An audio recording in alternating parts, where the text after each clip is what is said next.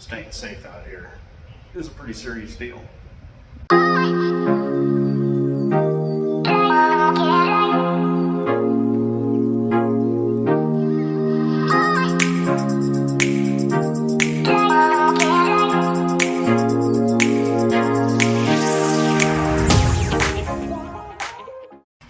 So how do you stay safe in a place like this? Well, it's a pretty small room. Let me show you. If you've got a little shower bag or something like this, always hook it on the inside of this like that. Make sure that's pushed. That way it can't open as well. But as you see, these are unreliable. So what you can do is buy yourself a doorstop at the Dollar General and just wedge it under there like that, and that'll keep it from being opened. And then that's when your PTSD kicks in, and then you rip the cord off the lamp and take care of the intruders. It'd be embarrassed to be killed by a naked individual. But all seriousness aside, see this? These are just really flimsy. So this has already been pushed open once or twice. You can see it's completely stripped out. So just make sure this is locked. If you gotta get a door stop for that, and block this the best you can. It might save your life, and it will save your dignity. So truck stop safety is very important. It's something we're going to be touching on a little later in the video. But what I'm talking about is personal safety. Keeping yourself safe out here. These truck stop showers, people get walked in on them all the time. And there's no use of any bad things happening. I don't know about assault or anything like that. But truck stop safety, but personal truck safety too. We're going to be touching on that. So what about personal truck safety? One of the things I see people talking about anymore, safety-wise, is tying a ratchet strap to your door handles.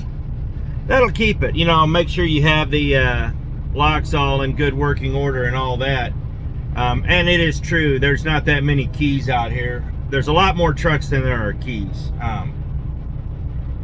So getting into one of these trucks is a lot easier than people think. If you lose a key, chances are somebody else in the parking lot has one that'll work, or if you lock your keys in your truck.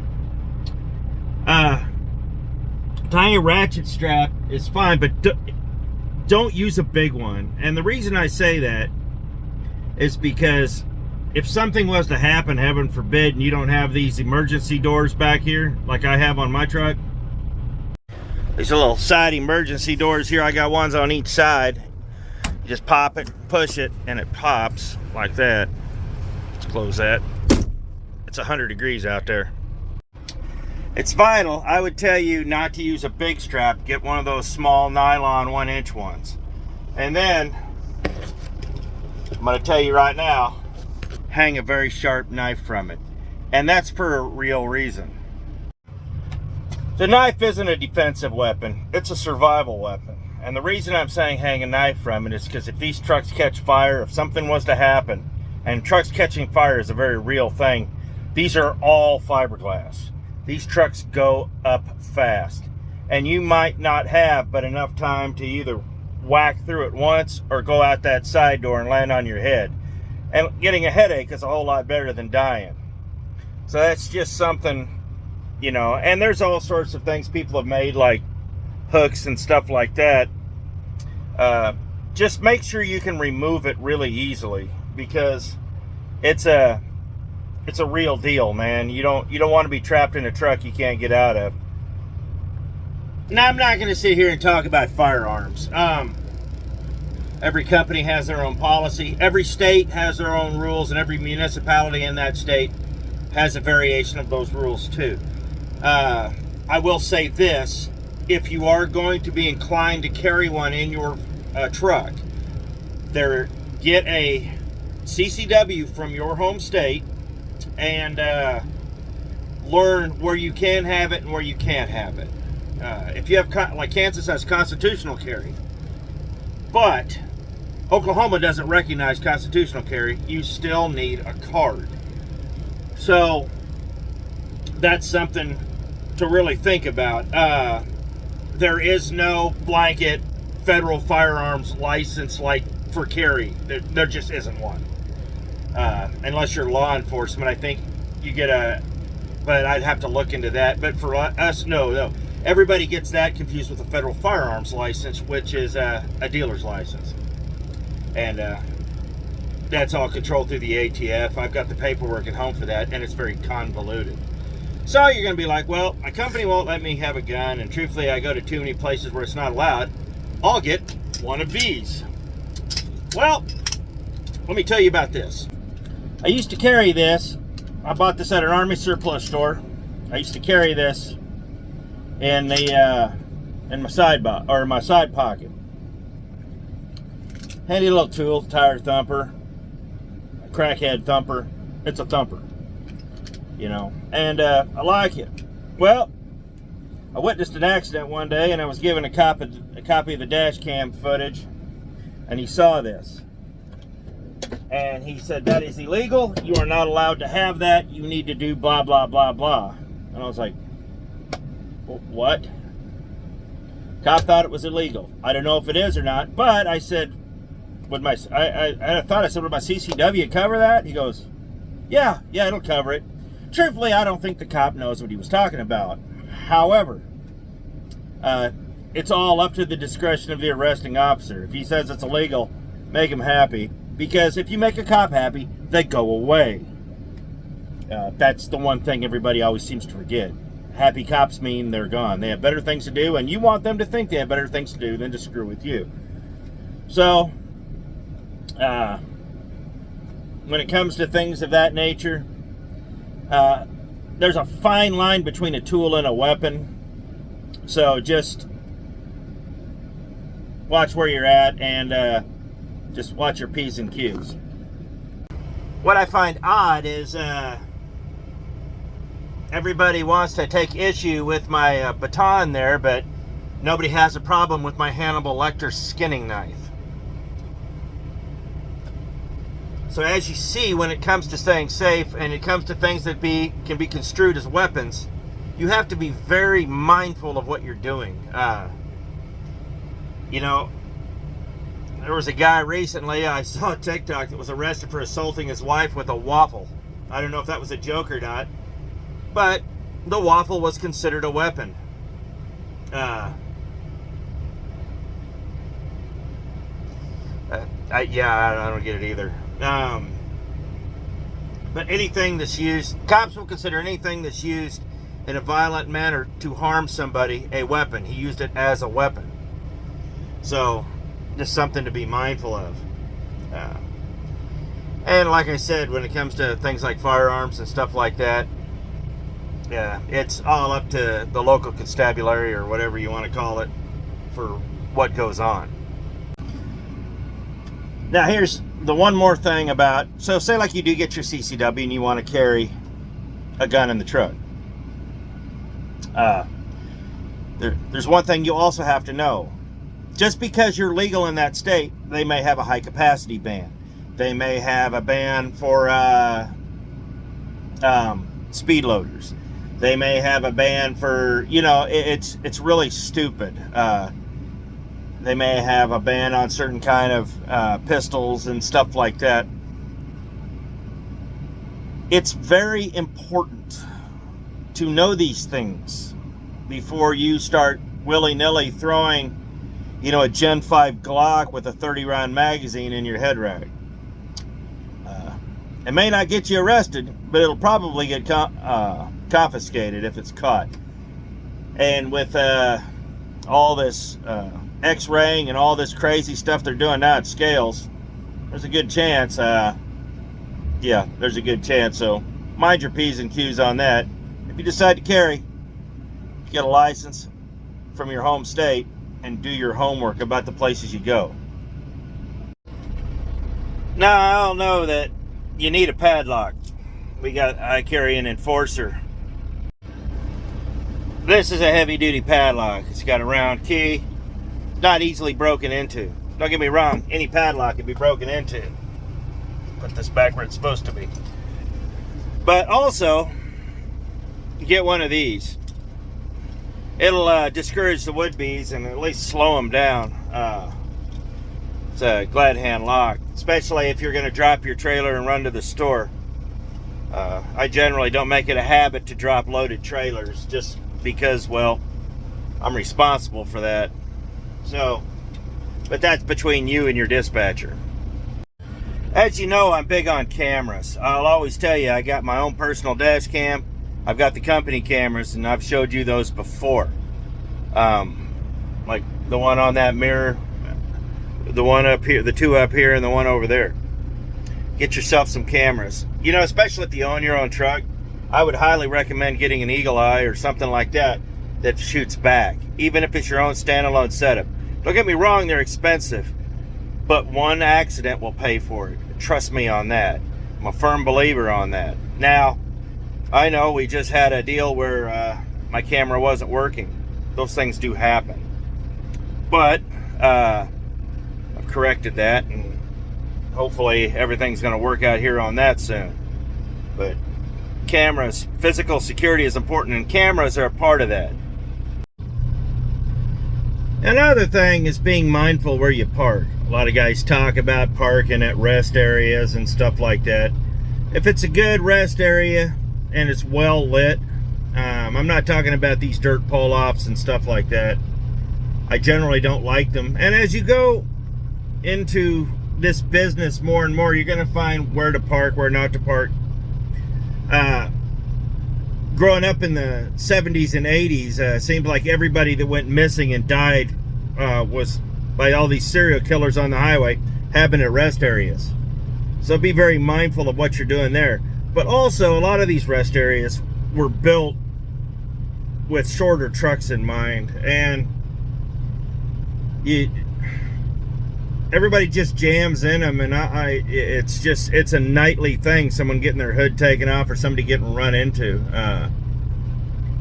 So be very mindful about rest areas, but also be very mindful about truck stops too. I prefer well lit ones just because, especially if they're dirt parking lots and you got to park off in the back, there's no kind of order to it. There's potholes, and chances are you might end up hitting something. Back when I was younger, it didn't matter where I went. I always headed straight for the back row, party row. Easiest one to get into, easiest one to get out of. Lots of room back there. Me and my buddies, we'd all just head back there and just have a good old time. It's not that way anymore. Truthfully, part of why I pay to park in a lot of these places is to ensure I can get out in the morning. People just have no discipline or respect when it comes to truck stop parking anymore. I see guys getting mad because they're getting towed or getting told to move, and they're parked literally right next to or on top of a no parking sign.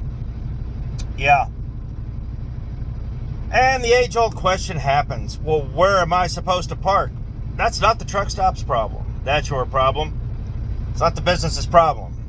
All their spots are gone and you didn't get one. Also, at places like Walmarts and stuff like that, they're getting vigilant, well, for reasons I've talked about before.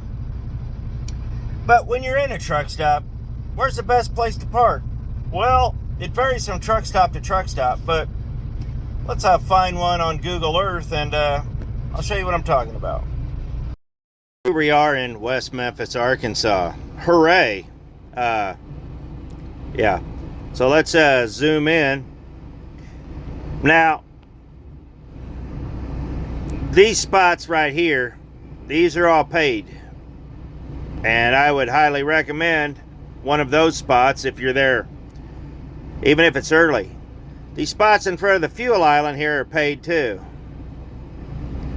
And truthfully, this whole front row is good. This middle row, don't ever park there. Seriously, don't ever park there. You will get your nose taken off. And if you're going to park on the back row here, try to park on this row. No further back than, well, this right here. This back part right here, you get robbed and shot back here. But that's why we don't go to West Memphis anymore. Just too many bad things were happening there. And as you skip across here to the Pilot, it's pretty much the same thing. This Pilot's a nightmare. I don't, yeah. And you know, all these spots around here become make your owns, and very rarely do I ever do that, just because you're in somebody's way, and if they take your hood off, you weren't in a parking spot. This Love's, yeah, just don't ever go there. The Flying J is pretty bad too. If you're gonna park there, pay for a spot on this row here. That's not a joke. You get into these center rows. Now, here's the thing. You can probably do all right there. You'll do all right here. But when this place fills up, guys will sit there and park along this stretch here and around the edges, as you see that guy there. So, yeah, you just have to, you know, yeah, it's not good. The Pilot in New Albany is kind of the same way. If you're going to park, you're going to want to park on this back row, and about the 4 or 5 spots around the corner here. Maybe the 2 or 3 spots this way. This place will be packed up 2 and 3 deep. So you kind of want to be able to get out in the morning. Knowing the area you're in is very important, and that's something that comes with time and experience. There's a lot of places in some big cities that are actually decent. There's a lot of places in some small towns that I'll never go to again. So you have to sit there and just figure out, you know, what you're doing and where you're going. Truck security and physical security is important. You know, there's a few places there that make me nervous parking there in I hate going to Memphis. Memphis is a violent town. Don't get me wrong, there's very nice parts of Memphis. I don't get to go to those parts. When I went on Power Tour and the first stop was in Memphis, every car that got stolen on Power Tour was stolen in Memphis. There was a big Hellcat.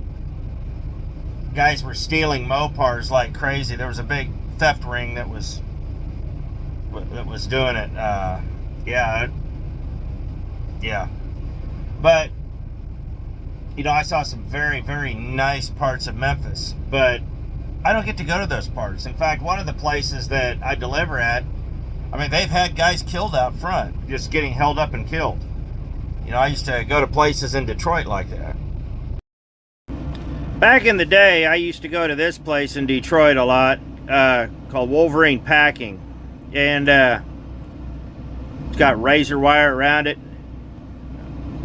You know, you see the entrance right there, and you know they got a guard shack over. Well, there's a guard shack right there. You see the guard shack right here. Guys were getting robbed and killed right here. That's not a joke. It's just the guard will flat out tell you, if I see a gun or hear a shot, he just turns off his light. He ain't coming out. And it's a pretty rough place. I guess back in the day it was an old Packard dealer's Packard plant, but I don't know. That's what I was told. In fact, Detroit got so bad, I mean, I don't even go to the Detroiter, just because any truck stop with a 3-link fence and razor wire and electric around it, I don't need to be at. I remember one time being in Atlanta. It's at the Petro. They're on what, Lee Howell Boulevard? Donald Lee Howell. I forgot what it's called. just south of 20 there, the Petro in Atlanta. And I did something really stupid. I walked out the front door into the street. I'd won some money on a scratch-off ticket. They weren't cashing lottery tickets there at the Petro for some stupid reason. Got across the street, gas station was. So I went ahead and just walked across the street. That was a mistake. Walked in there, cashed out, started walking back across the street. Lots of people milling around, and I had a guy start trying to flank me. When somebody starts trying to flank you, what they're doing is trying to get on your blind side, hit you from behind. I could tell what he was doing. I've seen the first 48. I know what happens. I was also old school enough to recognize this. He kept trying to turn, so I kept turning into him. Went like this. Kept turning into him the whole time. Never take my eye off him. And he kept circling me like he was going back and forth, like he was going to do something. Flanked him about 3, 4, maybe 5 times, and then took a step away and put some distance between me and him. Never ran. If I'd ran, he would have got me. You run, you're showing fear. But managed to get back over to the Petro with the $50 they wanted to mug me for, and was all right. That was a prime example and of what not to do. Thing is, that part of Atlanta is a very dangerous area. Has been for a long time. Atlanta is a very dangerous city. I knew my surroundings, but I didn't take them seriously. Daylight, all this, I'll be fine. No. Understand your surroundings. That will save your life. Years ago, I had a student I had to correct for this kind of behavior. He was terrified to walk from the truck to a fuel island at the Petro in Atlanta. Inside the fence, you're safe. It's fine. Got security. Never had a problem inside the fence. Terrified being in Atlanta. Just a lot of people walking around. But inside the gate, not a bad place. We get over to Indianapolis, and I actually ended up at the Flying J. It was like the last resort. Was trying to make it through, didn't make it through. It was one of those screwy deals where you had to make it as far as you could, but you needed to go just a little bit further. And so we ended up staying at the Flying J in Indy. And this old boy, not realizing the situation he was in, started just bebopping all over the Flying J. And I'm going to tell you right now, I wouldn't even go across the street to that pilot. I remember asking him, so what are you doing? He's like, oh, this is Indy, it's fine. It's like, dude, this is what happens when you take farm kids from Iowa and take them to the big city. Well, the thing that sucked was this guy was 58 years old and had never been anywhere, apparently. And I remember thinking, dude, Atlanta's safer than this place. I said, I won't even get out of the truck. I was in a parking spot where I could see the truck.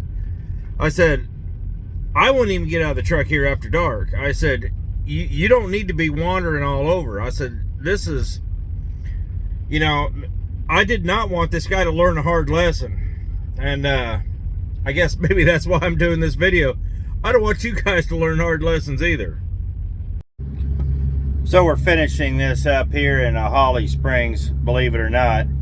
There's been about 3 to 4 truck stops in the middle of all this. And this by far is probably going to be the best example of what I'm talking about. This place is a mess. Tonight, see those guys right there? They're going to be 3 and 4 deep. Any further over that way, well, you'd probably be able to get out. I know I can get out driving over the scale and cutting that way. And guys are going to be stacked over there along the exits. And it's going to be 1 lane. How do I know this? Well, experience. You'll have to excuse me. I've been doing laundry. I don't let the dryers dry my clothes completely because they're gas dryers and they burn your clothes up. Your clothes will literally only last half as long if you use these truck stop washers. They're pretty bad. But experience. I've been here enough. I've done this enough. And I go through here quite a bit. I kind of got it figured out. And that's what it's going to take for you guys. You know, you're just going to have to figure these things out. What is right for you? What works for you? How are you going to make this work? Oof. I'm just being a calamity. How are you going to make this work for what you need it to do? I mean, we all got to make it work. We're all doing the same thing, but we're all doing different things, if that makes any sense. I've shared some tips and tricks and things. It's a lot of these are worth looking into. Some of them aren't. The important thing is to have a plan. Just like hanging the knife on the that thing, the ratchet strap. Yeah, that. Have a plan. Your safety out here is paramount. You know, we are the next thing to homeless drifters. Well, to homeless drifters out here. It's just because we're not from the areas we go, and because we're not from a lot of these places, we don't hear about a whole lot. It's an evil world out there, and you've just really got to protect yourself. Give you some ideas. Just be careful out there, guys. I want you guys to be safe. I want your business to be profitable, and I don't like seeing people get hurt. There's just too much of that these days. You know, I talk a lot about the business side, but I thought I'd talk a little bit about the safety side today. Just between, you know, people just flat out robbing you like they were in Detroit, to predatory towing. Guys, we gotta watch our six and stay on our toes, man. This is real life. This is serious. I know some of you guys are laughing at me thinking that I'm overreacting. Guys, I'm underreacting. And as you get out here into this business, the longer you get out here, you're going to start seeing that we haven't even scratched the surface. Watch yourself, guys. Be safe. Thanks for watching. Hey, we'll see you next video.